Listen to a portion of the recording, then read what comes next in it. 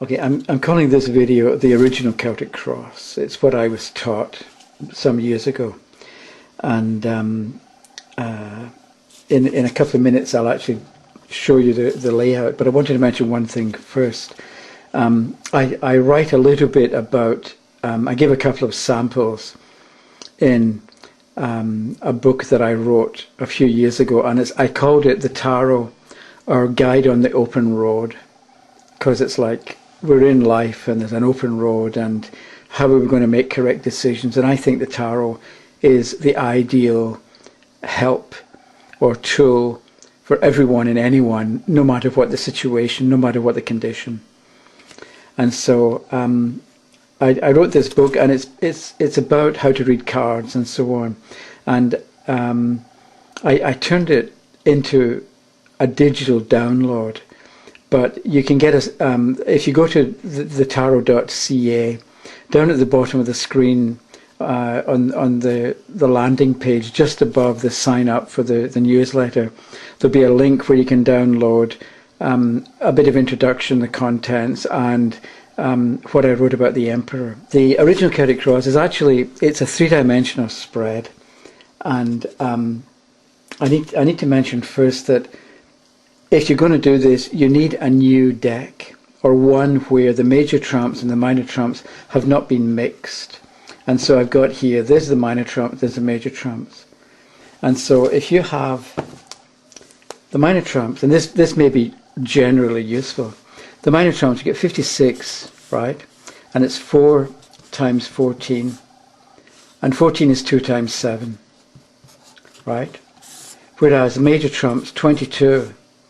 And that obviously divides into 2 times 11. And if you know about numbers, you may... There's different things you can do with this. One is that the minor trumps relate to the number 7, one way or the other. And 7 is like 7 days in a week. And so it's like normal, everyday behaviour.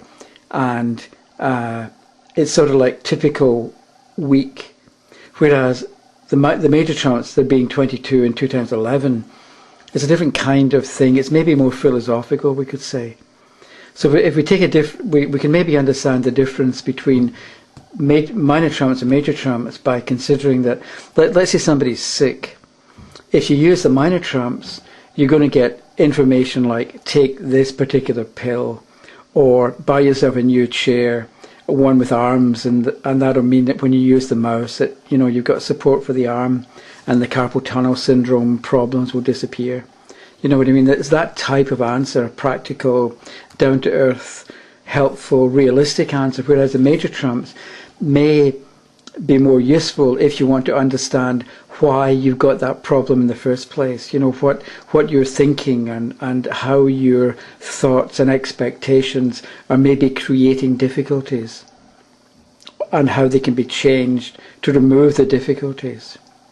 So that's one way of looking at the major trumps and the minor trumps. So what you have to do is, if you're going to do this, you separate the major trumps and the minor trumps. And I'll do the demonstration with just the major trumps. Okay, I've got 22.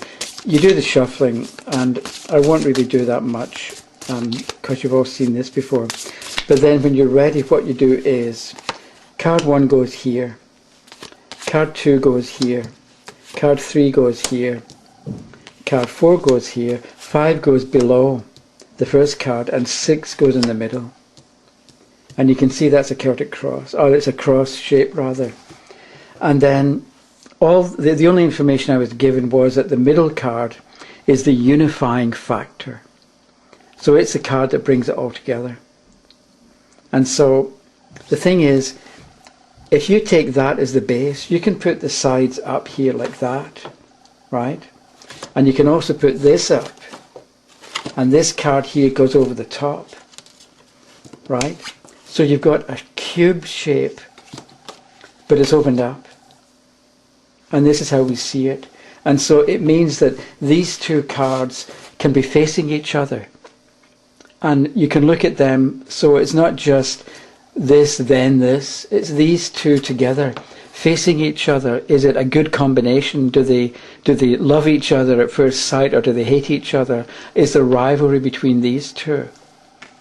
And the same with these two. Is there rivalry? Or do they cooperate? Do they take you in the same direction? And this one here is, if that's the unifying factor, does that mean that this card here is the disruptive factor, the opposite of unifying? Or maybe do we have to take this card and this card together and see in what way they can work together? Because this is unifying. And if you think back to the charioteer card, he's actually embedded in a block of concrete or in a stone that's a kind of cube shape. And so that's what, seeing that again in the last video reminded me of this particular spread. So there are different ways you can look at it. You can just simply go 1, 2, 3, 4, 5, 6 and see them in order. Now I don't have a question for this, but we can take the first card. We've got the Tower reversed, okay? So we would say that there was a need to dismantle things and reassemble them into something better, but you ignored it, you didn't do it, you didn't cooperate, and so everything has come crashing down around your ears. You're left with a mess to tidy up. Next, the Fool reversed. You know you ought to make new beginnings, but for one reason or another, maybe because you're afraid, you're not going to do it. Next card. These are probably all going to be upside down because I didn't shuffle and cut.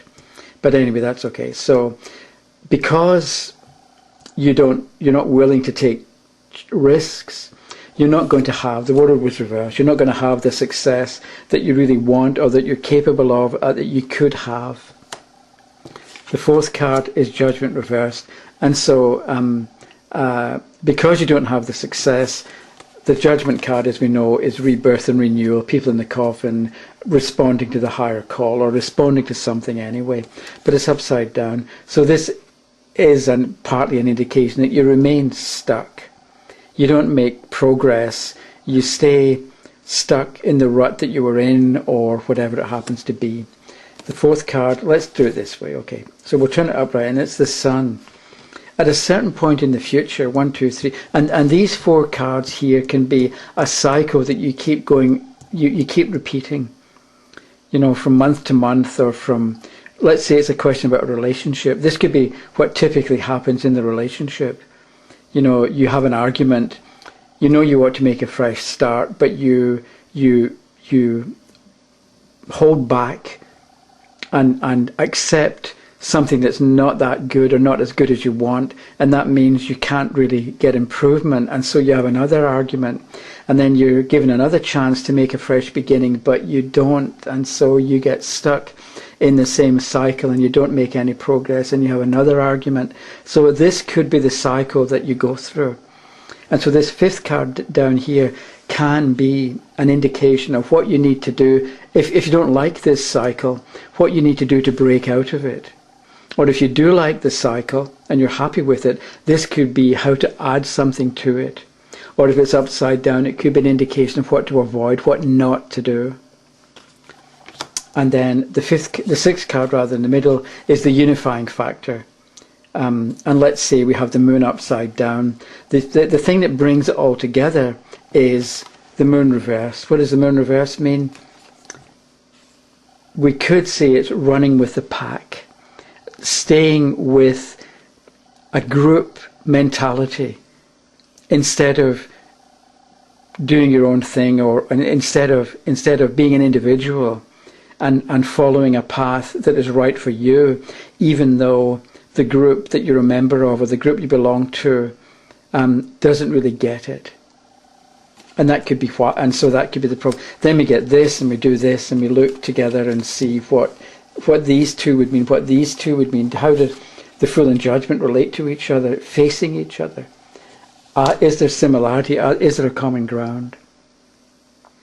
And so I think that's it. I think that's my brief introduction. I sort of wanted to do some more, but maybe what I'll do is stop at the moment. If you have comments or questions, email me or leave a comment. Now that you've seen this, try it and play with it and practice with it. And maybe in a little bit of time, I'd actually ask a question and shuffle and lay the cards, and we could look at a real question, an actual question, and how it would be answered using this particular spread. I hope I'm under the 10 minutes, and then this can go on a single video. Okay?